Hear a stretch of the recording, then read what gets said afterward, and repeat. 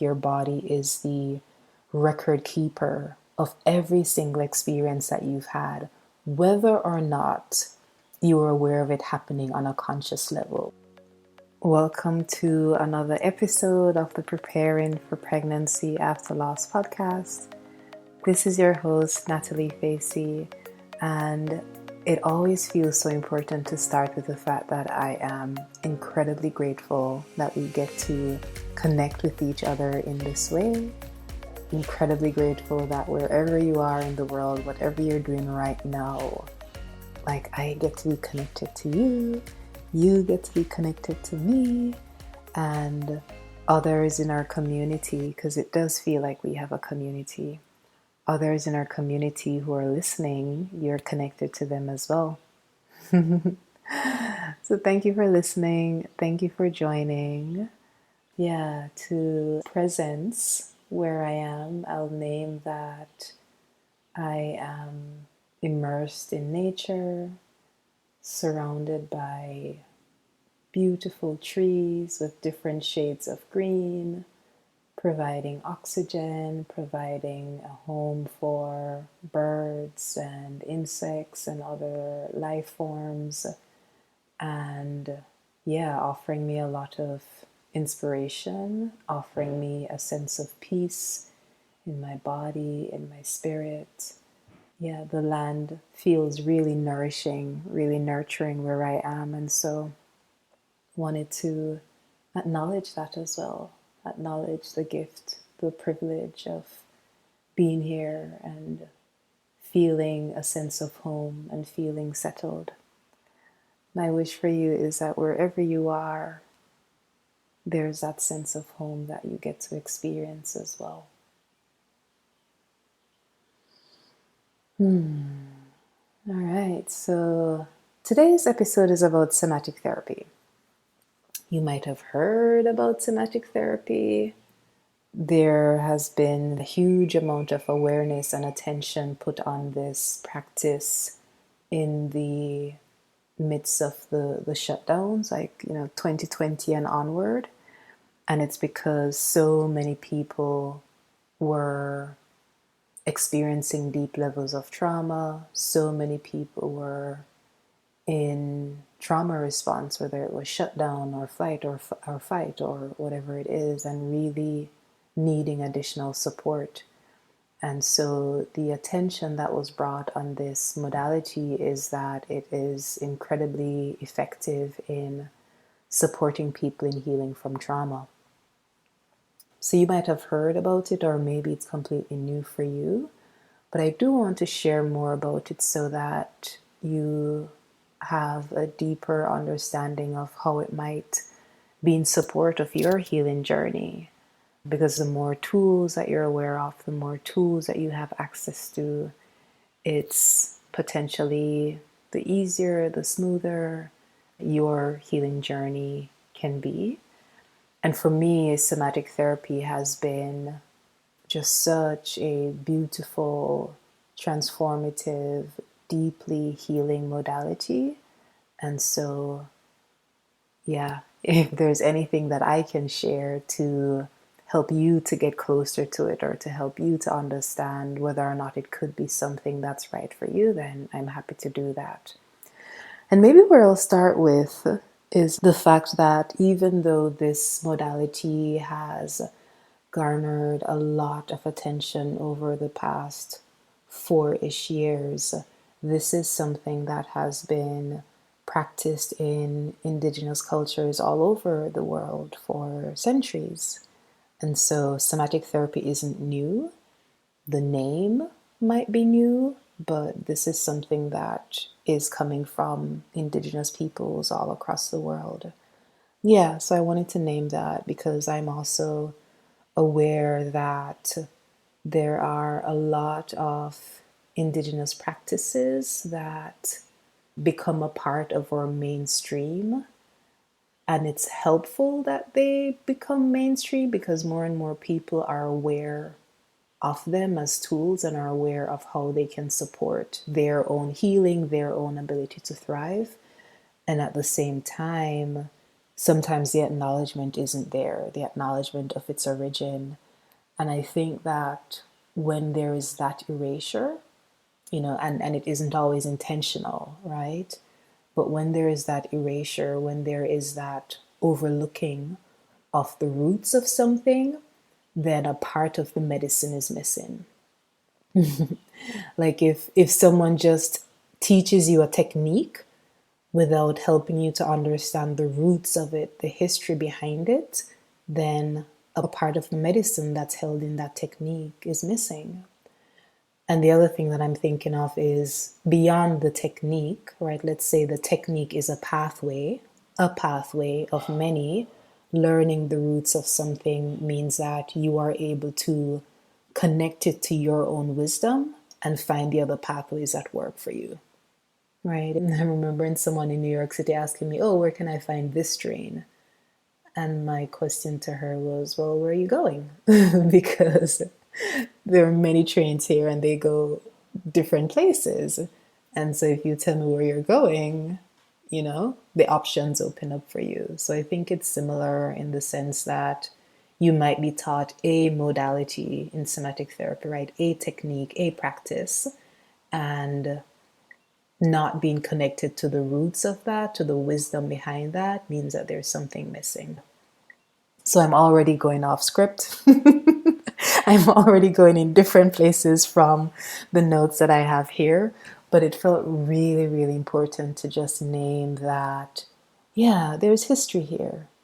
There is culture here. There are people and tribes behind this work. And so if you've been exposed to somatic therapy in a way that is just sharing techniques with you, but not the deep wisdom behind it, then perhaps, when you're entering into that space, it's simply acknowledging that, yeah, there's history and culture behind this and people whose lived experience has helped to form this modality.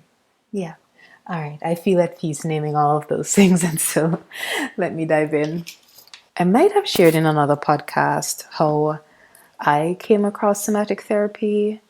That doesn't feel like the place where I want to go to next, and I might bring it back. I do want to define what it is, right? I don't want to go deep into the conversation without having you have some framework of what it is that I'm talking about if it's actually new to you. Soma comes from the Greek word which means body.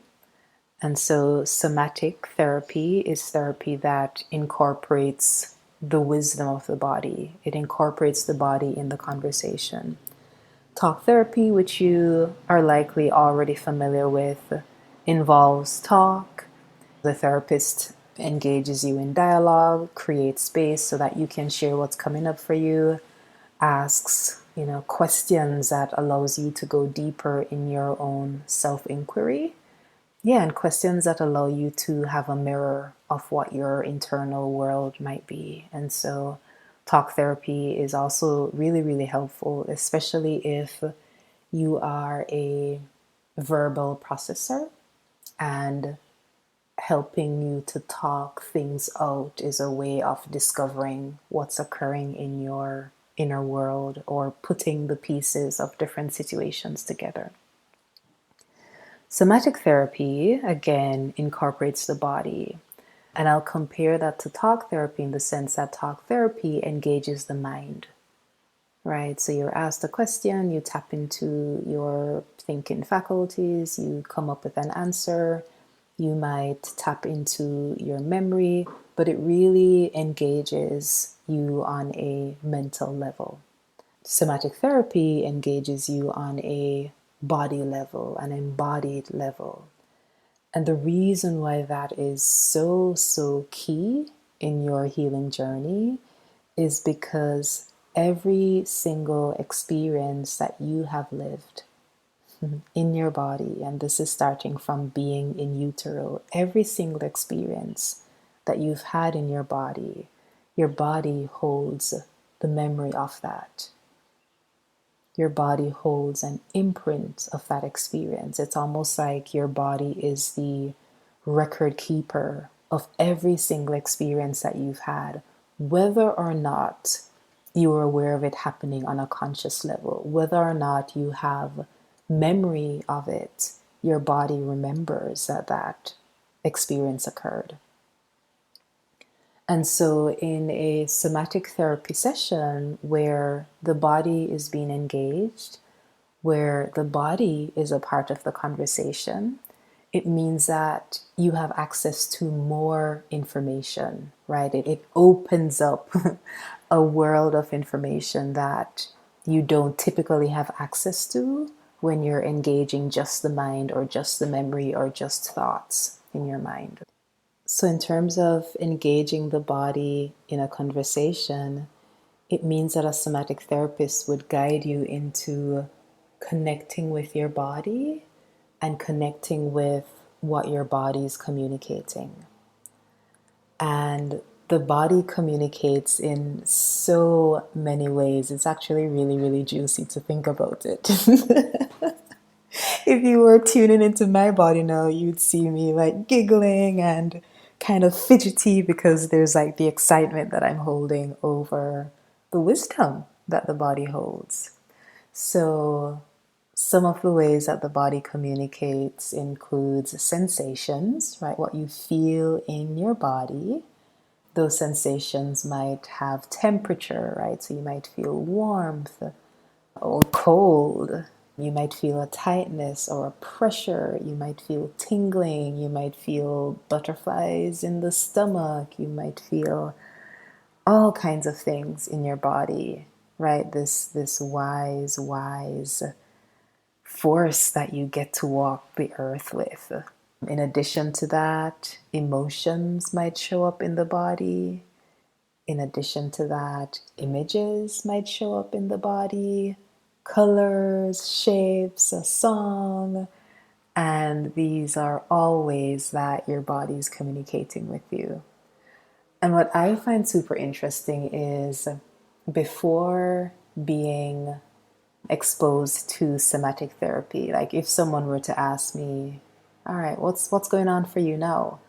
I would have tried really, really hard to find the words that describe that. Like, oh, I'm feeling X or I'm feeling Y. And sometimes words are just not enough. Sometimes, like trying to find that one sentence to capture or a few sentences to capture all that you're experiencing is not enough. And for me, my body speaks in imagery. So there is this scene that is coming up in my internal world. And if I describe the scene, right, if I describe what I'm seeing, then I get to paint that internal image for someone else, right? And so my body's communicating these things, and I get to share that with someone else. Or if there's like a sensation, right, I could say I'm feeling heaviness on my chest as though someone were sitting on my chest. I'm not feeling that right now, right? But let's say that I was having that experience. Then if I communicate that to someone, then they would get it right. What might it feel like to feel this heaviness, this pressure on the chest, as though someone were sitting on your chest, right? And so this practice of somatic therapy, for me, it's really given me the permission to allow all of me to be in the conversation versus only thinking that, I have to find the exact words to describe this like rich inner landscape that I myself am still trying to understand. Naming again that the body communicates in many different ways. And so in a somatic therapy session, your therapist or practitioner would be guiding you in becoming aware of what's happening in the body. The other thing that feels really important to say is that there isn't an objective to fix anything. I want to also add the disclaimer that, this is how I was taught. This is, I don't know. I can't speak for everyone's practice, right? But in the practice that I was taught, it isn't the objective to fix anything because you're not seen as being broken, right? You and your body is seen as being whole.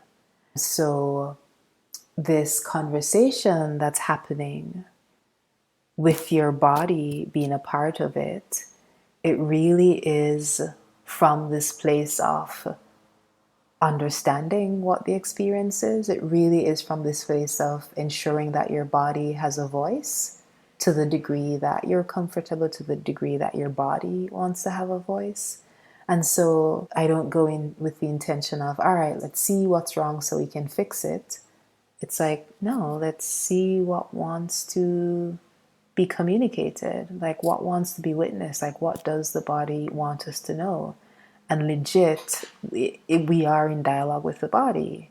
And sometimes it's parts of the body, right? There might be a part of the body like the shoulders, the neck, the heart, that is holding a lot of energy. And that energy might show up as sensations. That energy might show up as, pain or discomfort or something else. But in tuning into the body, you realize that there is a tension that your body might want to bring to that area. Like your body wants you to focus on that area.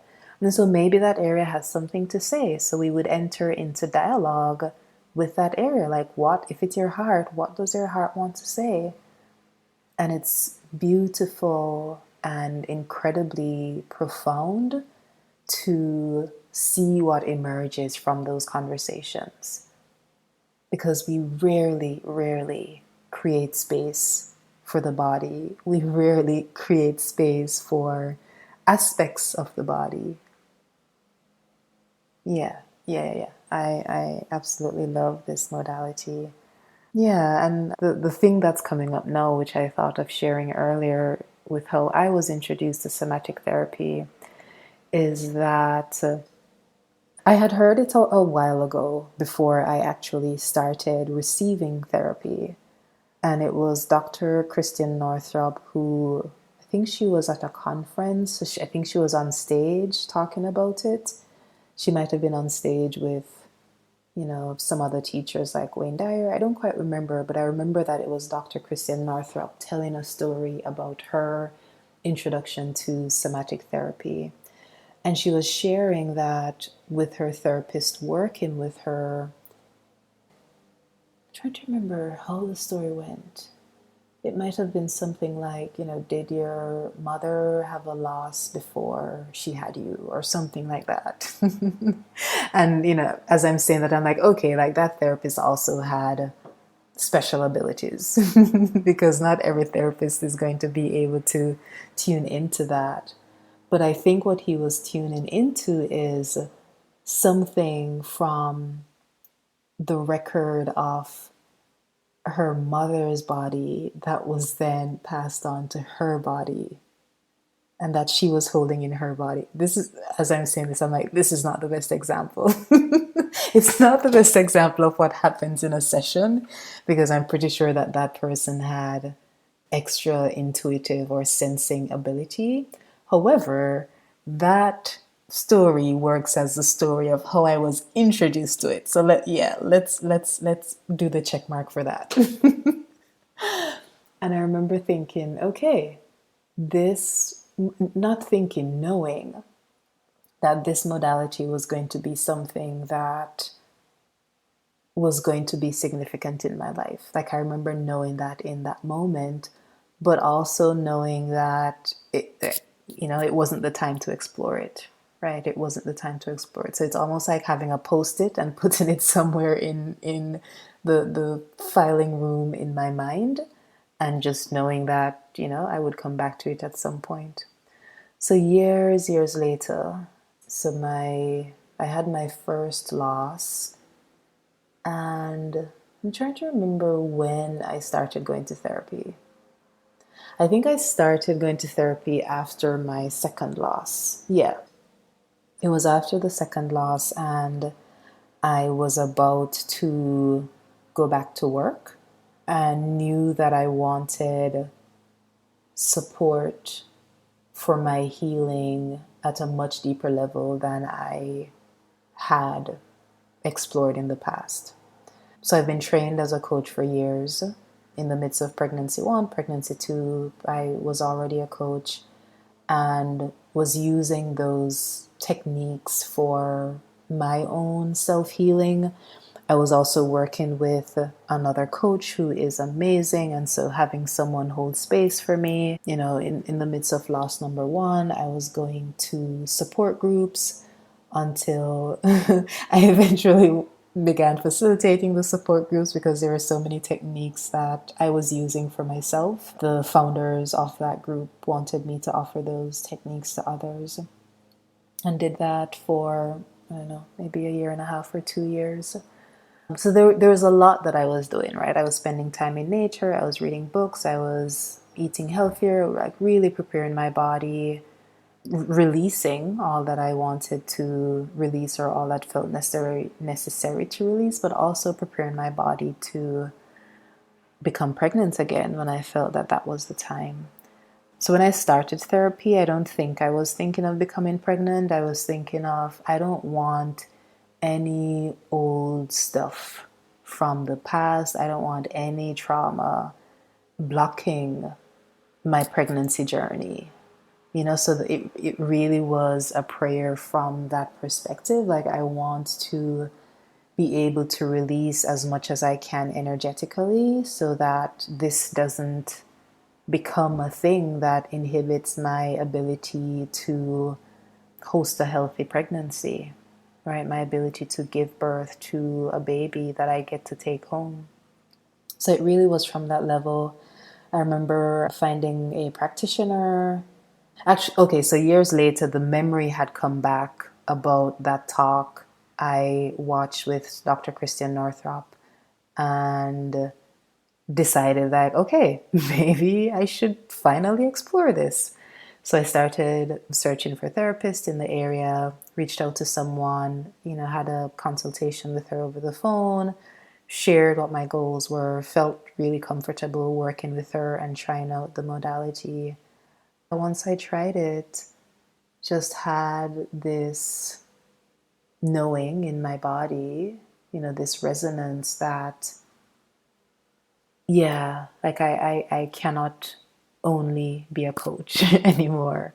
Like, it's not sufficient to support people in their healing by just offering coaching, because this model of therapy, this model of holding space for people, the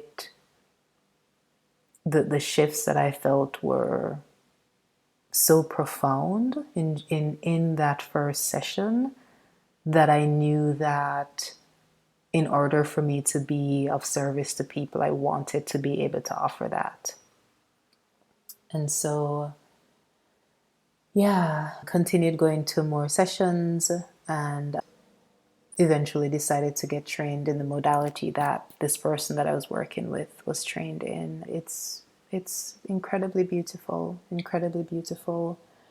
One of the things that I appreciate is that the orientation, or the direction that we move towards, is one of, like, finding, there's so many words to describe this, and I'll use words that resonate with me. It's like finding home in the body, finding this place of peace, being in this state of rest, and this state of balance and rest and ease and peace in the body, and this experience of knowing myself and knowing my body on a deeper level.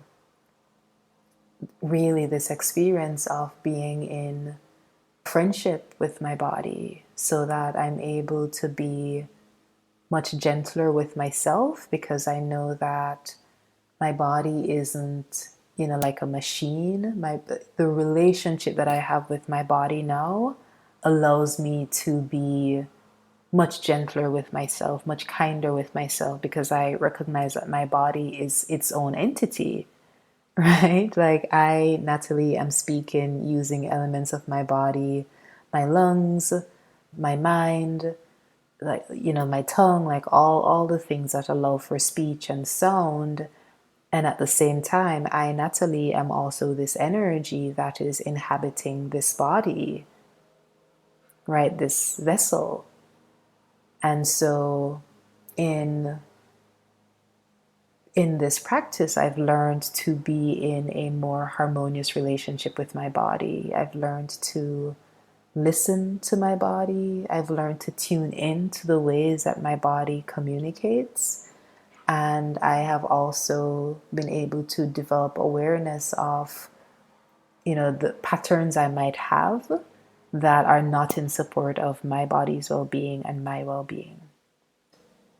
It's one of the most beautiful modalities that I have ever experienced. There are other modalities that incorporate the body, you know, so they might have touch. How I've been trained, it's both in person and virtual. And so in person, there is a gentle touch that's made to different parts of the body, and each part is intentional. There are different parts of the body that holds energy, that holds meaning, that holds messages. And so by making contact with the different parts of the body, the person who's receiving that touch, receiving that contact, is able to have greater access to the information, right? It's almost like if you were in your body feeling tight and tense and someone just gently put their hand on your shoulder, you might feel that exhale and you suddenly become aware of the tension that was there, and you can feel your body starting to release. It might have that effect. It might not, right? Something else might happen. But it's the level of awareness that now emerges based on this gentle contact with the body. So that's a part of what happens in in-person sessions. There's more.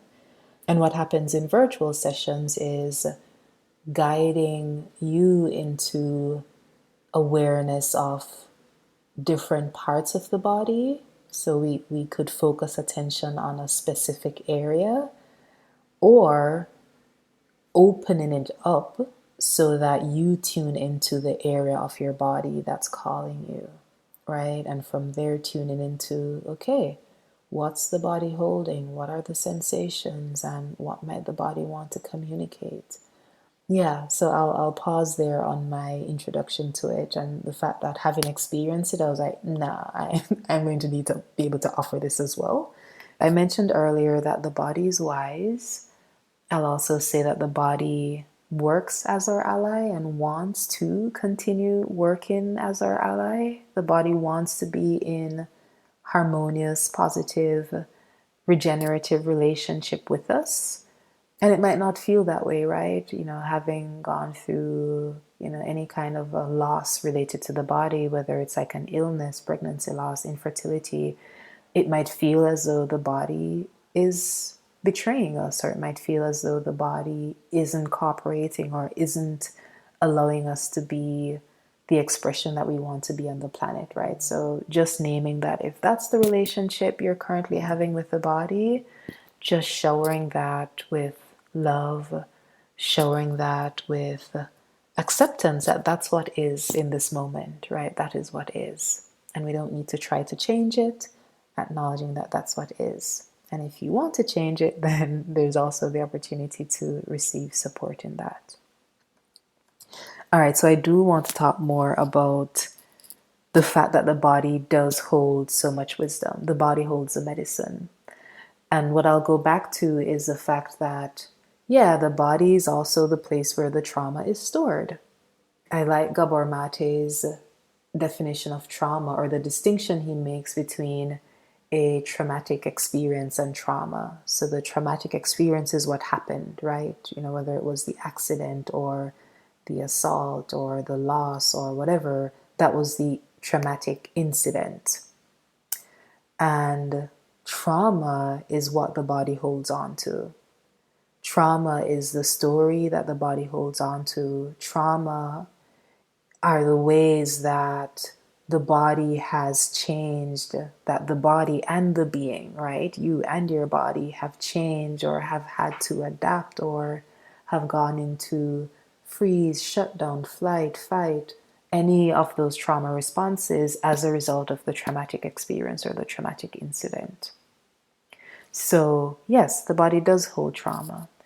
And the reason why the body holds trauma is because the thing that happened, it either happened so quickly or it feels so big that there isn't the way that you could have processed it when it happened. It was too much. It was too much. It was overwhelming for your system. And so the body just held that, just tucked that away. And the body doesn't intend to tuck that away forever and ever. The body really wants to have you be supported in finding a place of balance, in finding your healing, in finding the releasing, in you being in your place of equilibrium and in your place of feeling whole, if it is that you're not feeling whole after that experience. Yes, the body does want you to be in a state of balance, and the body also doesn't want those experiences to shatter you in the moment. It does this really loving thing of safeguarding that experience, right? Keeping that experience held somewhere until you have enough support, until you have enough resources to process it, to move through it.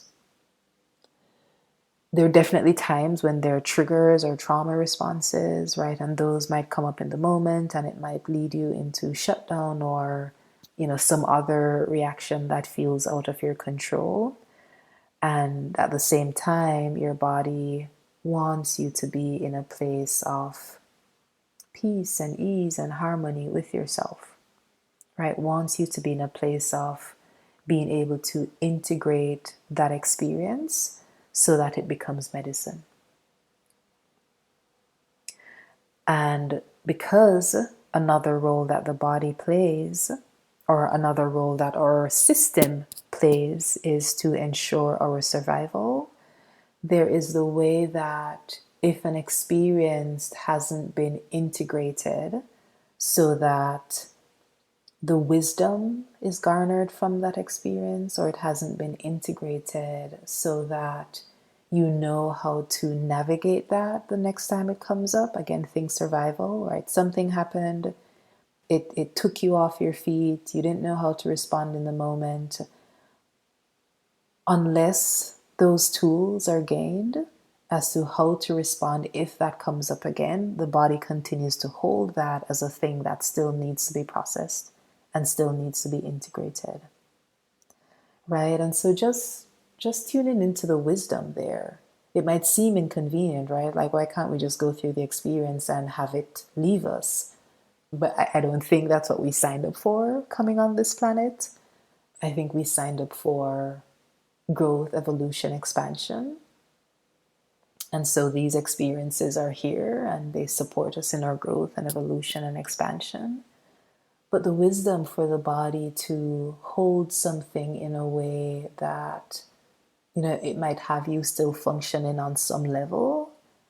And it's like waiting for you to be resourced enough for that thing to be processed, for that thing to be healed.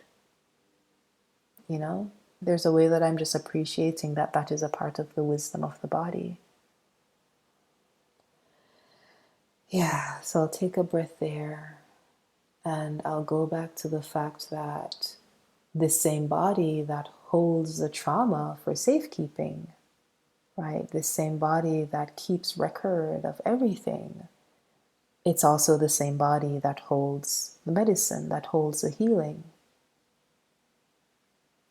As I was writing the talking points, which I've definitely gone all over the place in terms of talking points, but as I was writing the main talking points that I want to ensure that I cover, and I was writing about the fact that the body holds the medicine, what was coming through is that the medicine can be wisdom that we hold in our DNAs from our ancestors, the ways that they navigated the challenges that they were going through, the ways that they might have found healing in the herbs, or healing in the mountains, healing in the ocean, healing in these elements of nature, or the ways that they might have found healing in cooking and being loved and singing and dancing and embodying their joy.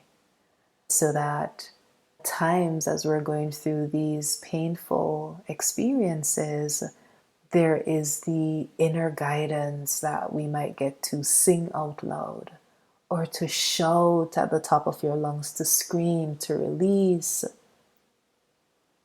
or to learn kickboxing, or to have some embodied experience. And I think that a part of that is the wisdom of our ancestors, the wisdom of the guides who walk with us, who we might not see or perceive. It's like the wisdom that we are tapping into, or that we're receiving, as to what might become medicine. Sometimes when these things come to mind, I'm using the word mind, sometimes when because the mind is also in the body. Sometimes when these things come to mind, we might dismiss it of, oh, that doesn't make any sense. That sounds silly. Like, how can that help? And maybe there is this energy in your body that gets to be released by screaming at the top of your lungs, standing on a mountain. Maybe that's what your body needed. So it's telling you, it's showing you images of it. It's giving you a taste of what it would feel like. And there might be this fear that I'm going to be judged. People are going to think that I'm crazy. It doesn't make sense. And if we were socialized in this way of connecting with the body and knowing that it holds so much wisdom, then we would give that second thought, right? We would actually create room for that. And so for me, when I'm feeling tightness, when I'm feeling tension, I know that I can move my body either by stretching or dancing or something else, because my very, very wise body is telling me that, okay, we're holding on to some stuff here that doesn't need to be here, right? So the body holds a medicine, and I think that a part of that medicine is held in our DNA. I think a lot of that medicine is held in our DNA, and what our ancestors have learned, how they have navigated challenges that they've gone through. And the other part of the medicine is what is coming through in the present moment, right? When someone is speaking to you, you're hearing it through your ears, or you might be watching their lips, right? It's your body that's taking in that information. When it's a coldish day and you want to grab that extra layer off your jacket or your scarf or whatever, it's your body that takes in that information, that based on the temperature, you're going to need something that provides more warmth. And so it is the body that is the receiver. And so we can think of information on this like level through the five senses that we know.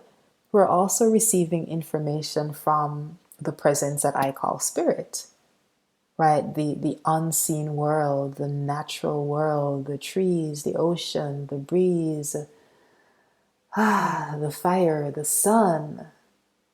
And again, the guides or the angels that walk with us. It can be your animal guides, or some other guides, some ascended master. It's like they're beings with us, they're beings among us who are supporting this experiment that we decided to join on earth. And in receiving that information, you're receiving it through your body, right? Whether you think of it as your physical body or as your energetic body, that is the receiver. It's the holder of the information. It's the processor. And I've never said it in that way because it hadn't come through in that way, right? It came through just a couple of days ago, and as I'm sharing, there's more that's coming through. And so the other thing that I want to add to that is, you know, when we're in states of shutdown, when we're in states of fight or flight or fawn, whatever the response is, we aren't quite in our bodies. There is this response that's happening, and it's often not a conscious one. It's how we have been patterned to respond when we get into these situations that feel out of our control. If we're not fully in our bodies, if we're not fully in our agencies, if we're not fully aware of what's happening in our bodies, right? If we're not in that state of balance and that state of being able to, you don't have to be in a state of complete balance, but if you're not in enough of a state where you're able to slow down and notice what's showing up, it means that when the wisdom wants to come through, when the guidance wants to come through, when the medicine wants to come through, we also don't have access to that. Because the shutdown is a shutdown, right? The shutdown usually means that there is a shutting down of other parts of ourselves. The shutdown usually means that there's a shutdown of other parts of ourselves. And so while the shutdown might allow us to operate on some level, like to forget about the experience and to numb the emotions and to get up and go to bed, go to work, like go to bed, get up and go back to bed. Yeah, that can also be the situation. I've definitely had those days. But if the shutdown is allowing you to operate on some level just to get by, it means that there is also so much more that you're likely missing that wants to come through. And so what do? Your body is keeping the things in check that might become completely overwhelming, right? Your body's ensuring your survival by keeping things boxed in, keeping them locked somewhere so that you can operate on the level that you have the capacity to. And at the same time, your body wants to open this whole other door, this whole other world, and allow you to have access to all that's there, all the medicine, all the wisdom that you are actually holding in your body, or that can come through to you through your body.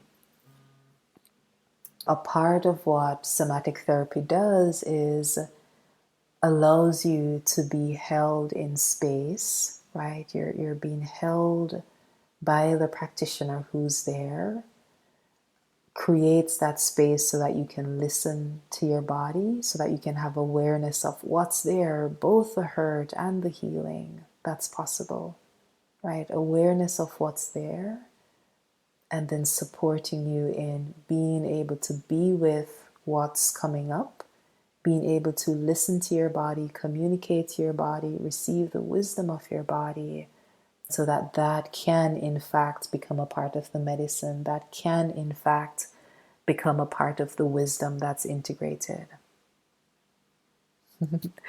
I hope that all makes sense, and I hope that that's all helpful. I'm going to just quickly check my notes to see if there's anything else that feels important. Yeah, the other thing I have here is that the practice of somatic therapy gives you spaciousness, so it means that you actually go slowly.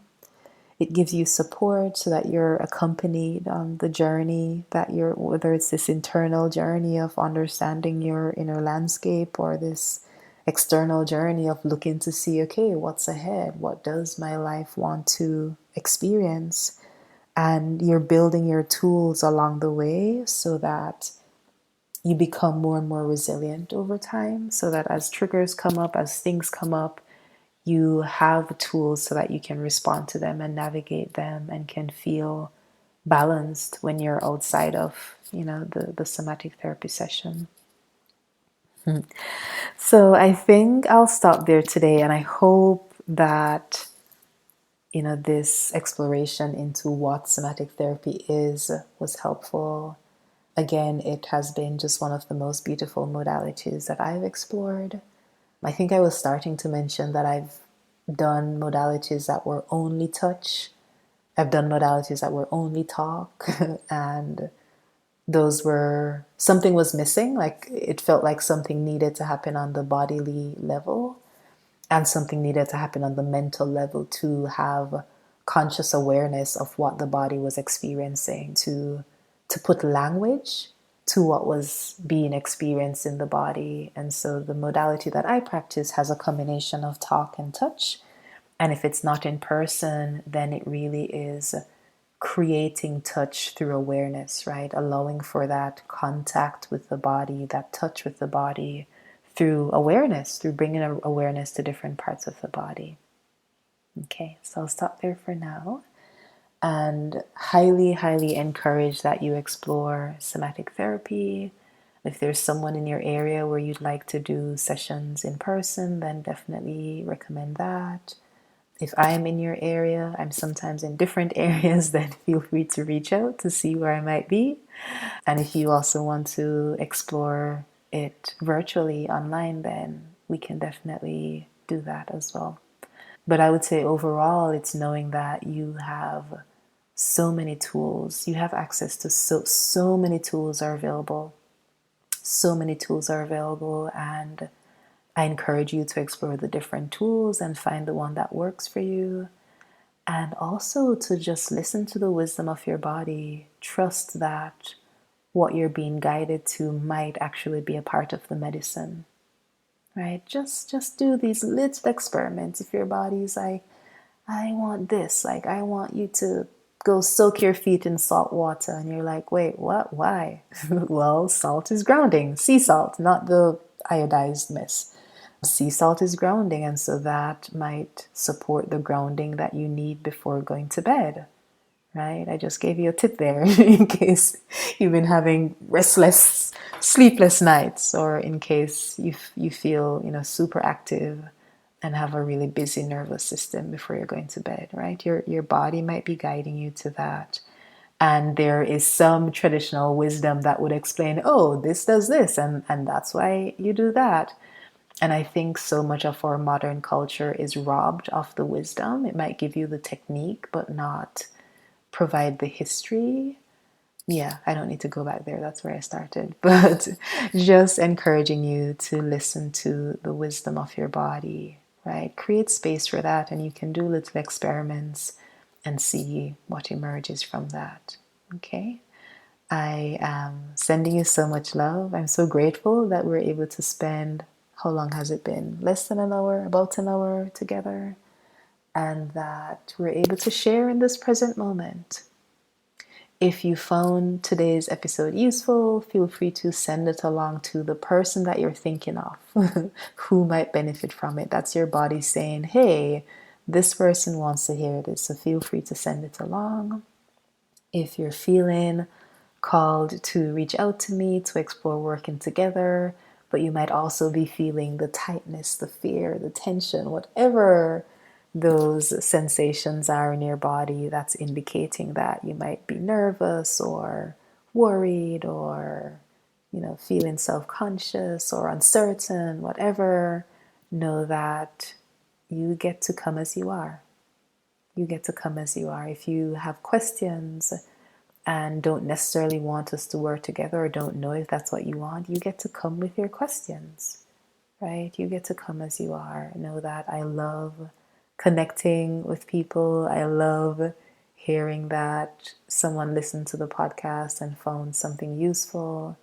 And I love knowing that you are somewhere out in the world and we get to connect with each other. That feels like such a gift when we live in a world that feels really, really disconnected in many ways. And so know that the door is open. You can send me an email at hello@nataliefacey.com, and all of these are in the show notes. You can also book time on my calendar. My calendar is on different parts of my website, which is nataliefacey.com, and it's definitely on the contact page if you want to go to that page directly to send a message or just book time on my calendar. All right, beloved, thank you for spending this time with me, and I'm wishing you a beautiful rest of day, and I will see you in the next episode. Bye.